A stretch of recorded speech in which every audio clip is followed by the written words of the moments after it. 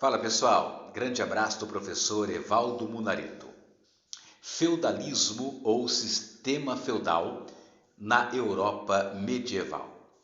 Vamos tratar um pouquinho desse sistema socioeconômico que predominou na Europa durante a Idade Média, cujo auge durou cerca de 300 anos, mais ou menos entre os anos 1000 e 1300, no ocidente da Europa, especialmente na região que nós conhecemos como França na atualidade. Como definir o feudalismo? Feudalismo foi a organização social, política e econômica da Europa durante a Idade Média. E eu gostaria de enfatizar aqui neste breve vídeo com vocês as 4 principais características do funcionamento do sistema feudal: a característica econômica, a característica social, a característica política e também a característica cultural, esta fortemente influenciada pela Igreja cristã, a Igreja Católica. Vamos então iniciar. Primeira característica do feudalismo, a economia. A economia feudal era agrária e autárquica, ou seja, dentro dos feudos, a agricultura era a atividade econômica mais importante e a terra a principal riqueza.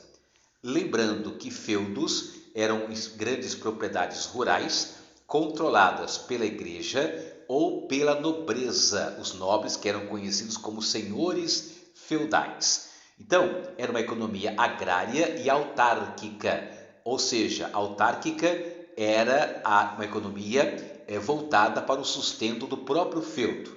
Ou seja, tudo que fosse produzido no feudo era para a subsistência do próprio feudo. Mas é importante lembrar que se a agricultura foi atividade dominante, ela não foi a única. Dentro dos feudos havia também práticas econômicas como a pecuária, a mineração, onde houvesse minérios, obviamente, o artesanato, o comércio também. O comércio dentro do feudo era a base de trocas, o escambo. E o comércio entre feudos era monetarizado, ou seja, à base de moedas. Porque no feudalismo, embora houvesse uma retração do uso da moeda, a moeda, não desapareceu. Tá? Então, sintetizando, economia feudal, uma economia agrária, autárquica, de subsistência, onde nos feudos havia diversas atividades econômicas e o uso de moedas, sim, especialmente no comércio entre feudos.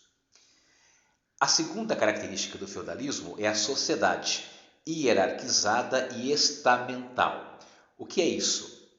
O critério na sociedade feudal era o nascimento.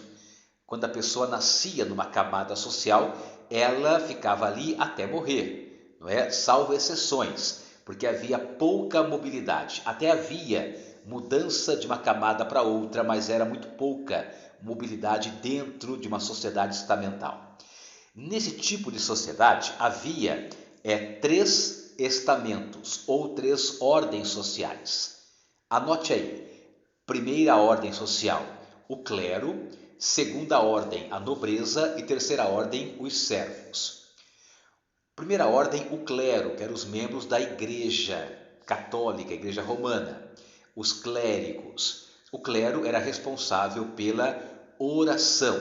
Eram chamados de oratores, ou seja, aqueles que rezavam, aqueles que oravam.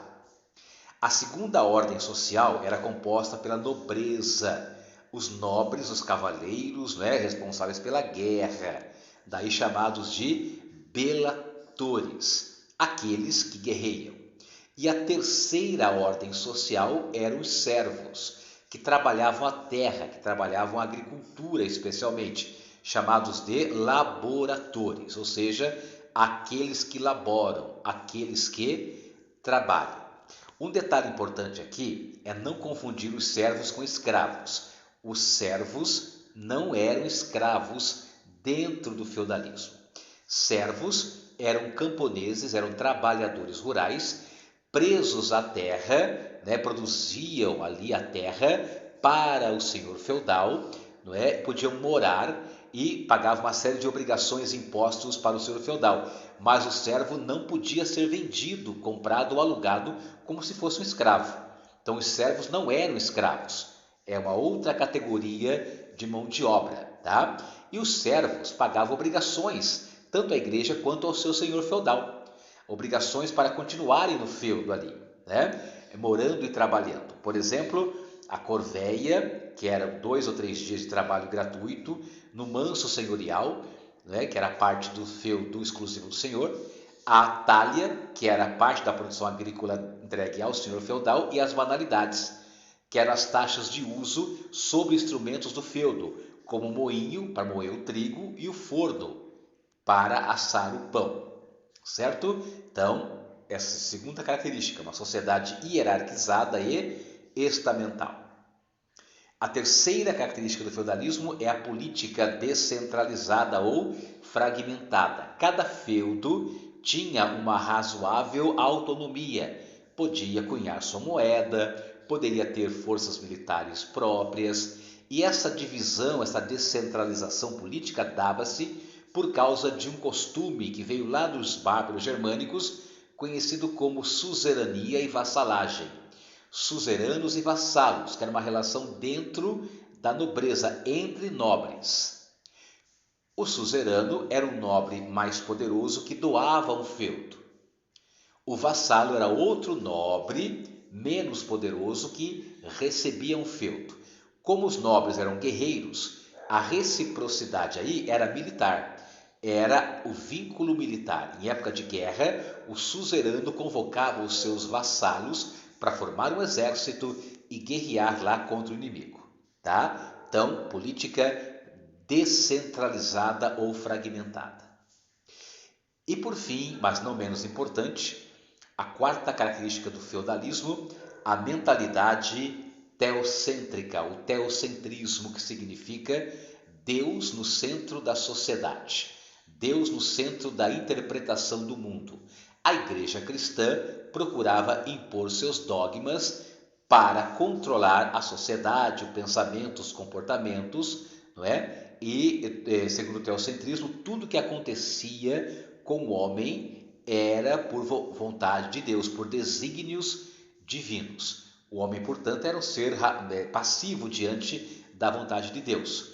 Então a igreja procurava impor essa ideia à cristandade, à sociedade cristã europeia. Daí uma cultura cristã teocêntrica e dogmática, ou seja, com base nos dogmas, nos ensinamentos, nas verdades da igreja cristã.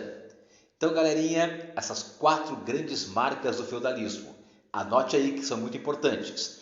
Uma economia agrária, autárquica de subsistência, uma sociedade hierarquizada e estamental, com mão de obra essencialmente servil, os servos, uma política descentralizada ou fragmentada nas mãos de nobres conhecidos como senhores feudais, e uma cultura, uma mentalidade cristã, teocêntrica e dogmática que vigorava na Europa ali medieval, cujo auge, repito, deu-se entre os anos 1000 e 1300 aproximadamente no ocidente da Europa. Valeu, galera! Abraços do professor Evaldo Munareto.